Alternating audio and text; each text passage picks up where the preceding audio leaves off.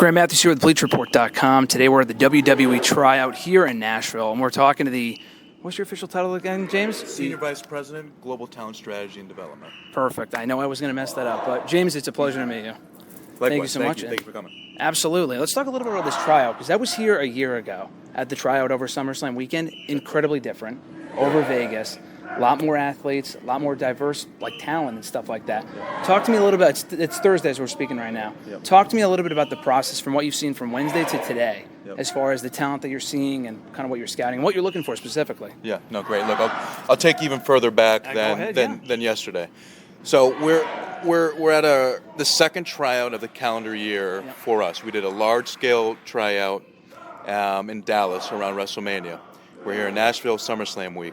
50 exactly on the spot, 50 college athletes from around the country, average age 23. We curate this group over the course of several months. Basically, as soon as we were done with the last tryout, you start working on the next one. We bring them to a established venue in Nashville, downtown. This is a proper honky-tonk type vibe and a great atmosphere leading into, again, SummerSlam this weekend. But it's all out of their comfort zone, right? We have, I think, 14 different sports represented across these 50 athletes. The split between male and female is almost right down the middle. What we're trying to do is understand who has the foundation to have the runway to become a potential WWE superstar. So it's a mix of in-ring technical sessions, running ropes, taking bumps, in-ring performance sessions, so bag drills, reaction times, things like that.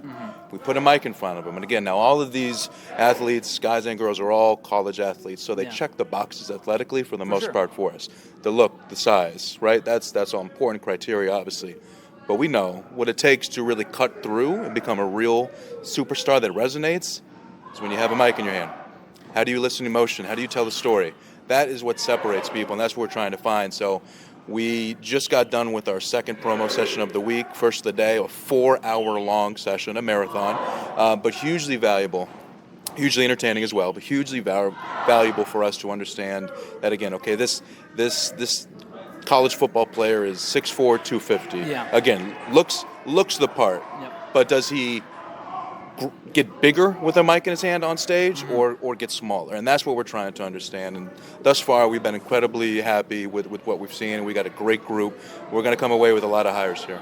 And this is the second version of this, so to speak. And doing it over WrestleMania weekend, doing it this weekend. Was there anything you learned in doing this over WrestleMania weekend as far as scouting talent, what you saw, what you guys looked for, that you wanted to improve upon or change or what have you, coming into this one and recruiting these athletes? I think a couple things on that. One, before I speak to the athlete side, is the event itself and the tryout itself. You go back even kind of a year plus, 18 months plus, obviously a lot of that time during COVID. Pre-COVID, a lot of the tryouts that WWE would execute, for the most part, would be done internally, right, at a performance center in Orlando, which served its purpose. Again, here we are leading into a massive premium live event for the company, right down off Broadway.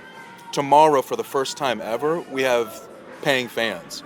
We have some die-hard WWE fans, over 250, attending to watch the tryout. We have sponsor activations. We have media in attendance. This is now where you start to create awareness of the pathway, and this is the foundation of the strategy. And again, like I say this all the time, our main goal, our main driving North Star is to create awareness of the pathway into WWE for college athletes. So they understand that we are a meaningful potential outlet for them. If they're not going pro in football, basketball, baseball, great.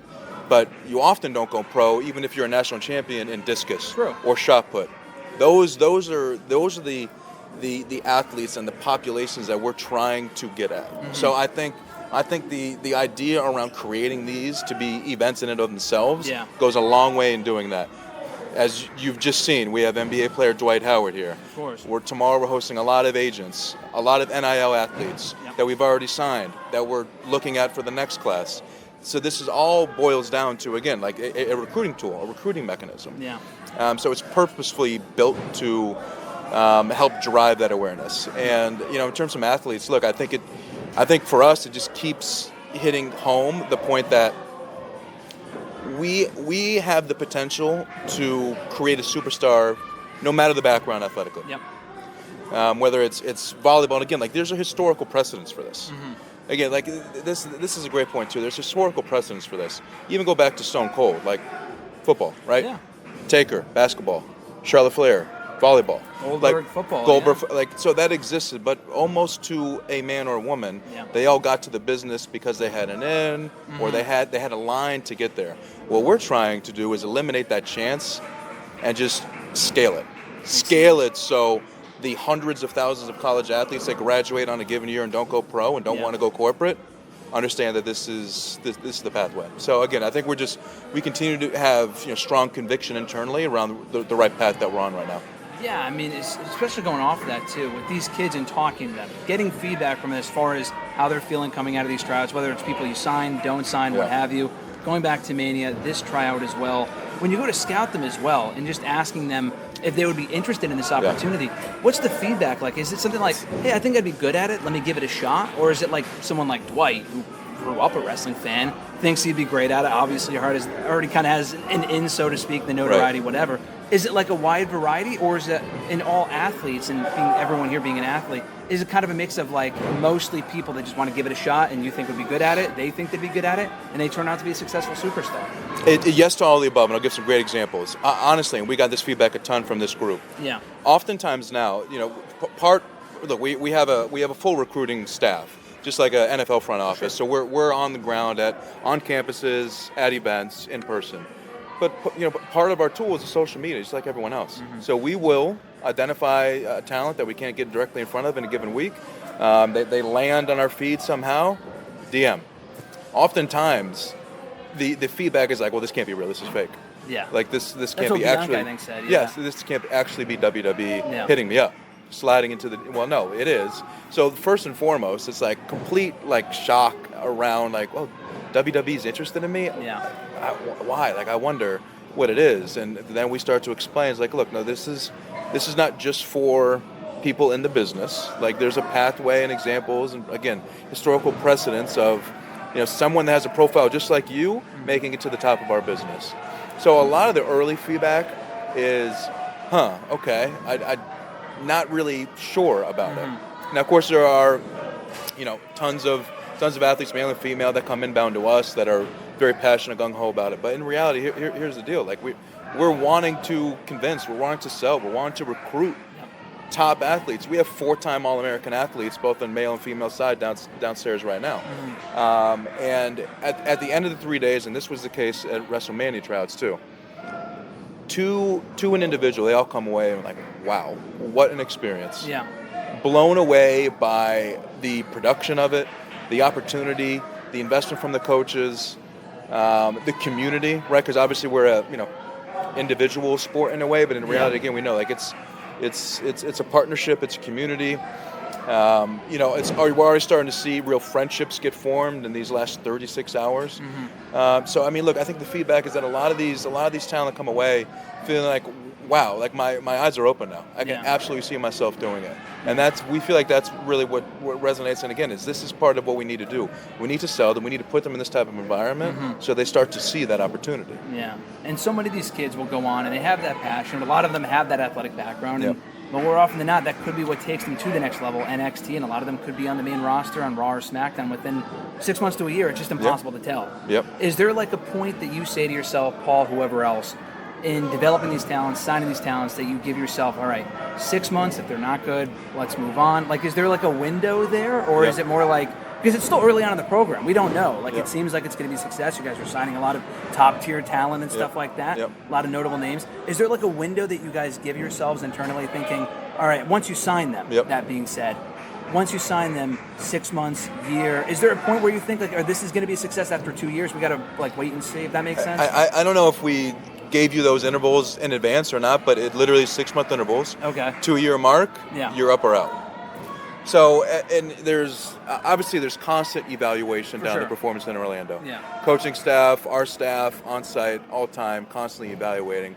But formal deliberate evaluations occurred 6 month periods. And at that time, and again, these all kind of flow in and around the same kind of entry points.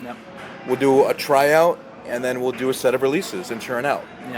We right now our goal is to add volume and quality and depth to developmental. Coming into this week, we have 110 talent in developmental. Our goal by the end of the year is 130. Sweet spot for us long term, full runway is about 150. Yep. During COVID in the past couple of years, that number got below 100. Yeah. So we're replenishing it, but we're replenishing it what we believe to be real premium quality talent. To do that, and to do it consistently, and to again take these road shows on a regular basis, you have to make sure there's no bottlenecks, right? And that boils down to like archetypes too. Yeah. We just had this conversation in an earlier deliberation. Right now in this tryout, there are 3 to 4 females that are kind of like the 5'3" to 5'5" height. Sure. 130 to 140 pounds. Generally the same type of look, but eventually it's the same type of character. Yeah. We have a few of those same archetypes and frames down developmental. So we need to now start being really disciplined. Okay, you have so many slots for this profile, so many slots for that makeup. That's where we're at now. So we come into the week understanding where, well, there may be some gaps. You know what? We need some height on the female side. We have a couple individuals that are 6 foot plus on the female side. We're looking to add a couple of those. So you come into the week with a real understanding of the gaps that you need to fill. But yeah, I mean, look, there's a full system in place from a churn and schedule against where evaluations take place. And at that 2-year mark, if you've not made it on NXT TV on a regular basis, it's not for you, it's not for us. Was there any one official point where that was implemented, or something that was kind of like gradually incorporated into the NXT system? Yeah, I think I would say that it was incorporated around the same time that this entire new strategy was put in place about a year ago. Yeah. And again, that all kind of dovetails with our NIL program, heavy emphasis on collegiate athletics, heavy emphasis on putting a real system in place that replenishes and drives itself. Yeah. To where we know where we're going 6 months, 12 months from now already. We know we're having a large-scale tryout next year at WrestleMania in LA. We're already looking at venues in that location. We have another tryout in Q4 this year. So we already are kind of, master planning what this looks like and what developmental looks like a year from now. And I think you have to with the type of scale that we're talking about. So I mean, look, it's all part of, again, kind of the refresh on strategy about a year ago we put in place. I mean, going off of that, just the not blow up, I guess, of NXT and the system and everything else that you guys have implemented and built from the ground up. I mean, NXT and WWE, the way you guys were recruiting stars, building stars, already working, and now you guys are doing something completely different. The risk there, like, are you thinking about that initially? Or are you thinking, well, it's going to work, we know it's going to work, and we're going to go right into it just cold feet? Like, just talking about that a little bit, because it is such a drastic change, and I think you made a lot of great points as far as why this program is working, has worked, will continue to work going forward. It's just so different than what people have known for, go to independent school or whatever it might be, which you guys might recruit on an occasional basis going forward. Yeah. But it's just so drastically different. Just talking about that risk a little bit. It's interesting. It is. I'll say this. It's the process and system has evolved. Yeah.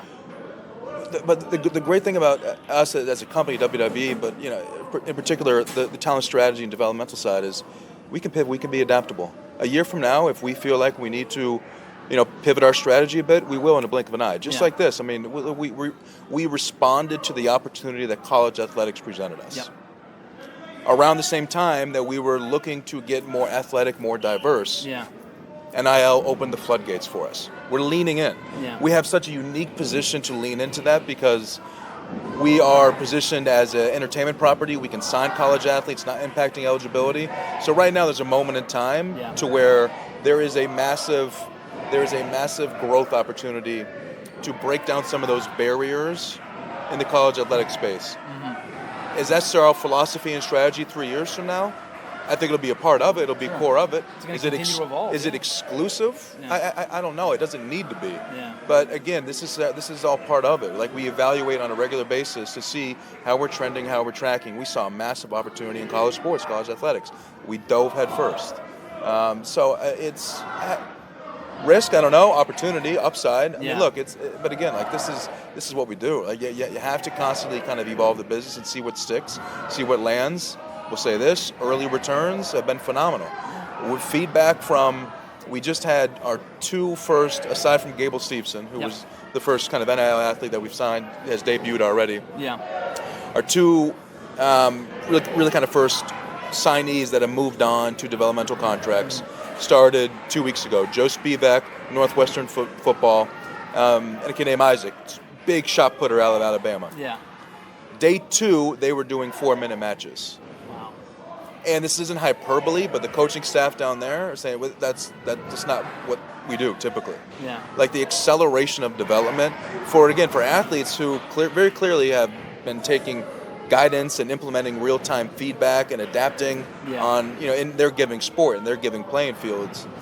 If you can just identify a decent percentage of those that can apply that in our world, we feel like there's massive upside. And again, so the returns have been great thus far, and I think this will be something that continues to grow for us. Yeah, and you hope that you can create more stars coming out of this tryout as well, get more success stories like that. And just last question for you, kind of going off of that. You mentioned how the goal could evolve 3 years from now and how it's going to continue to change. That's just the nature of, life itself, but specifically, WWE and what you guys have accomplished up to this point. Are you looking towards like WrestleMania? We want a WrestleMania where it's all these people that we've recruited on the card. Like, is there any one specific goal? Get them in NXT, get them on Raw, get them on SmackDown. You kind of alluded to it a little bit earlier, but just not just get them in the door, but just kind of continue to make stars. Like, at what point, what do you define as a successful superstar in WWE? I guess would be my question for you.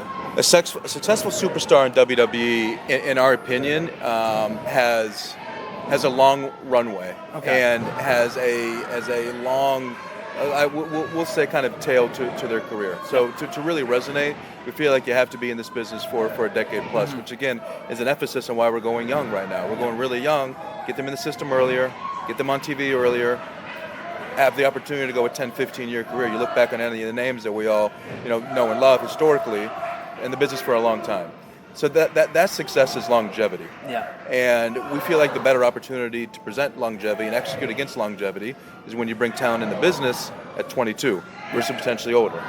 Now, look, what does it mean in terms of, when talent, land on the main roster and at what point they're main investing WrestleMania? That's not necessarily the driving factor. Yeah. What we want to do and what is success for us is when we look at developmental and we see talent that we're like, we got to find a spot for this talent. Yeah. And there's dozens of them. At any point in time, male, female, heels, faces, at any point in time, we got to find a run for them. We got to find a push for them. That is what we want to get to where our bench and the quality there is so strong that it's forcing tough decisions to be made. Yeah. That is what I would say the goal is. Yeah, no, that's a perfect way to put it. Just looking at the roster now and the athletes that you guys are bringing in, I think it's a great variety because I think already just speaking from a fan standpoint, from the outside looking in, there was already that professional wrestler vibe. There's a lot of that in NXT. There was a lot of that on the main roster. We have that now.